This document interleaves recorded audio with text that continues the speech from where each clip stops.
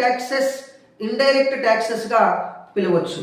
ముఖ్యంగా ప్రత్యక్ష పన్నుల గురించి మనం తెలుసుకుందాం. ప్రత్యక్ష పన్నులు దేశంలో ఎవరి మీదనైతే పన్నులు విధించబడతాయో ఆ పన్నులను వారు మాత్రమే చెల్లించడానికి వీలుండి ఇతరులకు బదిలీ చేయడానికి వీలు లేనట్లయితే అటువంటి పన్నులను ప్రత్యక్ష పన్నులుగా పిలుస్తారు. మరొకసారి గమనిద్దాం. దేశంలో ఎవరి మీదనైతే పన్నులు విధించబడతాయో ఆ పన్నులను వారు మాత్రమే చెల్లించడానికి వీలుండి ఇతరులకు బదిలీ చేయడానికి వీలు లేనట్లయితే అటువంటి పన్నులను ప్రత్యక్ష పన్నులుగా పిలుస్తారు.